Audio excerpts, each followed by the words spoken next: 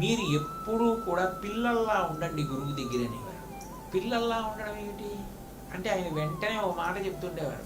పిల్లలు చూడండి, ఇళ్లల్లో పూర్వం స్తంభాలు ఉండేవి వసారాల్లో.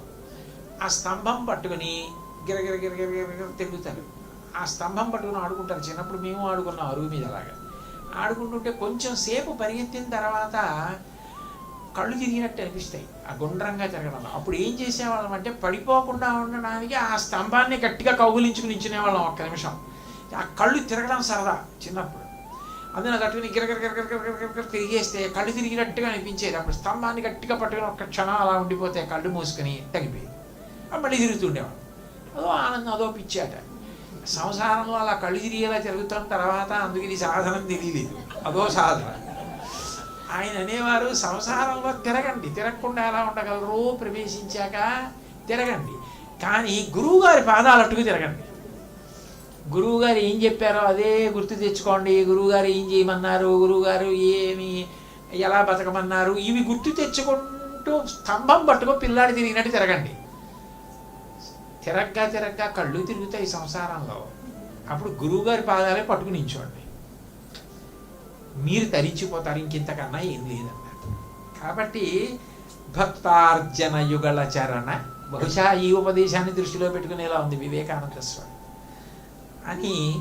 ఆయన పిల్లలకు ఉండే లక్షణం ఏమిటి? వద్దంటే వింటారా? చాపల్యం ఎప్పుడు ఏదో తీసి నోట్లో పెట్టుకుంటూ ఉండాలి, తింటూ ఉండాలి.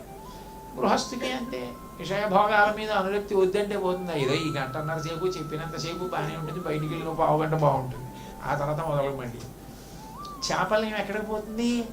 ఆయన ఒకటి చెప్తుండేవారు, లోకంలో ఏనుక్కే 2 రకాల దంతాలు ఉంటాయి. పైకి ఓ దంతాలు, లోపల ఓ దంతాలు. పైకి 2 ఉంటాయి, అవి 2 అలంకారం.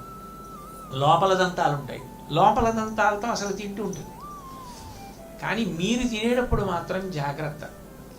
పై దంతాలు అలంకారానికి, మీరు వినేవి, మీరు చదువుకునేవి, మీరు గురువుల గురించి తెలుసుకునేవి అలంకారానికి అయితే పనికి రాకుండా పోతాయి. అలంకారానికి ఏనుక్కి దంతాలు ఉన్నట్లు మీకు ఉండకూడదు. మీరు అవి నవిలి తినడానికి పనికి రావాలి. అవి నవిలి తినడం కాకుండా విషయభోగాలు నవిలి తినడం మొదలు పెడితే మాత్రం లోపల విషమై కూర్చుంటాయి. మార్చుకు తినడం నేర్చుకోండి, అప్పుడు మీరు కూడా ఏనుగంత పూజనీయమో అవుతారండి. అసలు ఏమిటో అన్వయం ఏమిటో ప్రతిదానికి ఆయనకి ఏది కనపడితే దాన్ని అంత అందంగా అన్వయం చేసి చెప్తుండే.